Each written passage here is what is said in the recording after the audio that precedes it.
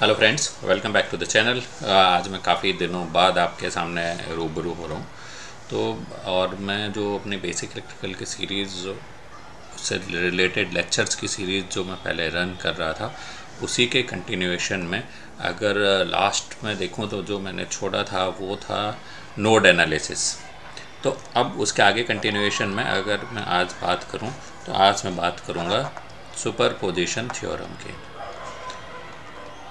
तो ये जो थ्योरी के साथ साथ न्यूमेरिकल की प्रैक्टिस से रिलेटेड जो हमारे वीडियोस हैं वो पैरेलली चलते रहेंगे, बट साथ साथ मैं आपको थ्योरी भी बताता चलता हूँ। तो जब हम सुपरपोजिशन थ्योरम की बात करते हैं तो इसमें सबसे पहले बात आती है स्टेटमेंट की।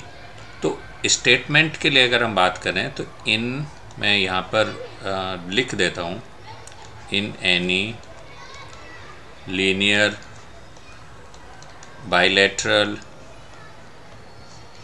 network containing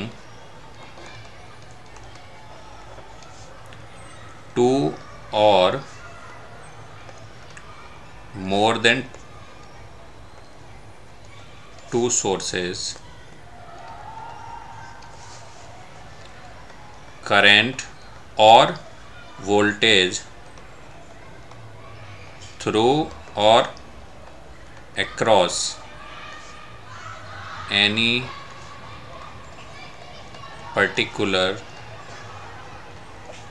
branch is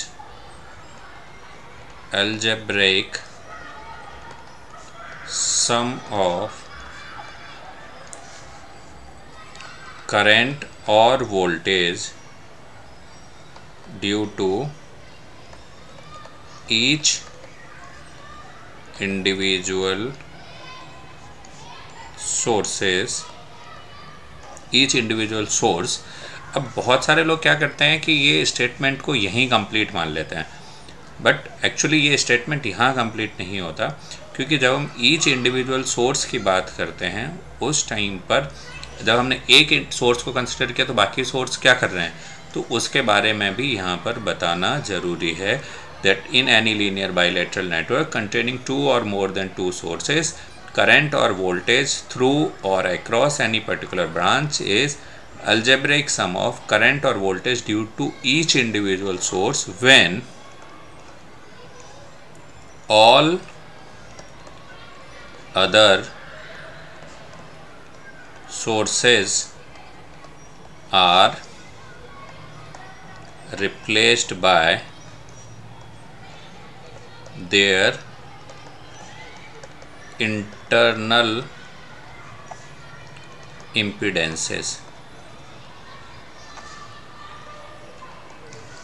अब मैं ये पूरा जो हमारा यहाँ से लेके यहाँ तक सुपरपोजिशन थ्योरम का जो स्टेटमेंट कंप्लीट हुआ, अब इसमें वन बाय वन इसको मैं थोड़ा सा जो है ना कुछ इसमें जो की टर्म्स हैं उनको एक्सप्लेन करते हुए चलता हूँ। सबसे पहले बात है लीनियर। अगर लीनियर की बात करूँ तो लीनियर एलिमेंट क्या है, जिसमें इनपुट आउटपुट का रिलेशन लीनियर होता है। तो यहाँ पर अगर हम लीनियर नेटवर्क की बात कर रहे हैं तो यानी वो नेटवर्क जिसमें जो एलिमेंट्स हैं वो जो कनेक्टेड हैं वो कौन से हों, लीनियर एलिमेंट कनेक्टेड हो। ऐसे ही बाइलेटरल यानी जिसमें इनपुट और आउटपुट टर्मिनल का, अगर हम इनपुट और आउटपुट टर्मिनल को इंटरचेंज कर दें तो रिस्पॉन्स पे कोई फ़र्क नहीं पड़ता। इनके बारे में ये जो बेसिक टर्मिनोलॉजीज़ हैं, अगर इनके बारे में आपको जानना है तो ये आई बटन पर आप क्लिक करके जो बेसिक टर्मिनोलॉजी है उनके बारे में भी जान सकते हैं। तो कंडीशन क्या हुई कि एक ऐसा नेटवर्क जो लीनियर हो, बाइलेटरल हो, उस नेटवर्क में दूसरी और क्या कंडीशन है कि दो या दो से ज़्यादा सोर्सेस अगर कनेक्टेड हैं तब,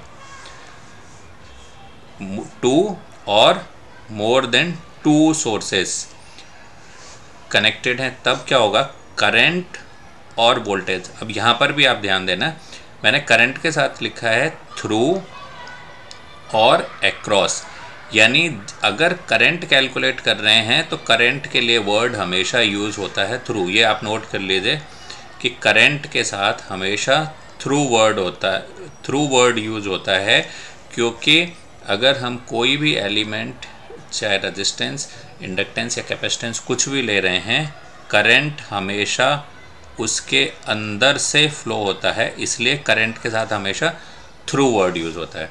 दूसरा हमने लिखा एक्रॉस। वोल्टेज की अगर हम बात करेंगे तो वोल्टेज के साथ हमेशा एक्रॉस वर्ड यूज होता है, क्योंकि अगर ये रेजिस्टेंस है तो इस रेजिस्टेंस के एक्रॉस वोल्टेज मेजर करना है, यानी तो वोल्टेज हम क्या करेंगे, इन दोनों टर्मिनल के एक्रॉस मेजर करते हैं।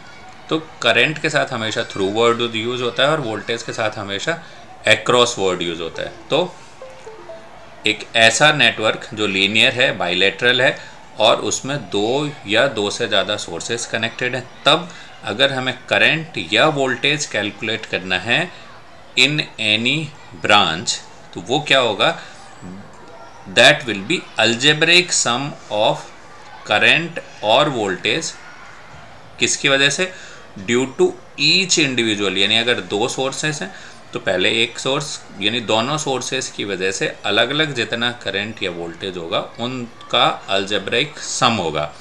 अब बात आई कि जब हम एक सोर्स की वजह से उस पर्टिकुलर ब्रांच में करंट या वोल्टेज कैलकुलेट कर रहे हैं, तब बाकी सोर्सेस का क्या होगा, तो बाकी सोर्सेस में all other sources are replaced by their internal impedances.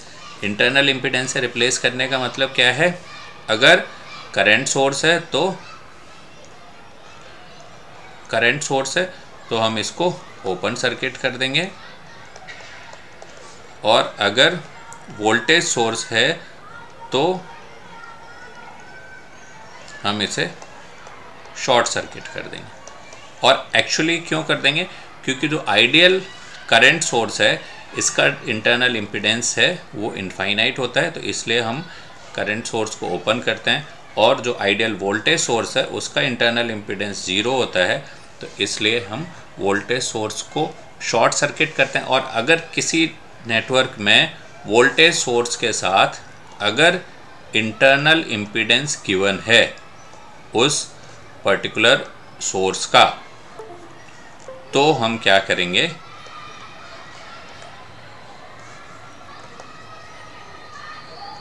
तो हम इंटरनल इम्पीडेंस को लिखेंगे, सीधे शॉर्ट नहीं कर देंगे। जो भी जितना भी इंटरनल इम्पीडेंस गिवन है वो उतना इंटरनल इम्पीडेंस हम लिखेंगे उस पर्टिकुलर वोल्टेज सोर्स के, जहाँ पर भी हमने जो उस सर्किट में जहाँ पर भी वोल्टेज सोर्स लगा हुआ है। तो आशा है कि आपको ये सुपरपोजिशन थ्योरम का पूरा स्टेटमेंट समझ में आ गया होगा। अभी आने वाले वीडियो में हम इसमें सुपरपोजिशन थ्योरम में क्या लिमिटेशन है उनके बारे में भी बात करेंगे, सुपरपोजिशन थ्योरम अप्लाई कैसे करते हैं उसके बारे में भी बात करेंगे। तब तक के लिए चैनल से जुड़े रहिए। जुड़ने के लिए आपको पता है कि आपको चैनल को सब्सक्राइब करना है, वीडियो को लाइक करना है, कमेंट करना है। अगर किसी पर्टिकुलर टॉपिक पर वीडियो चाहिए तो उसके बारे में भी आप कमेंट बॉक्स में कमेंट कर सकते हैं। Thanks for watching.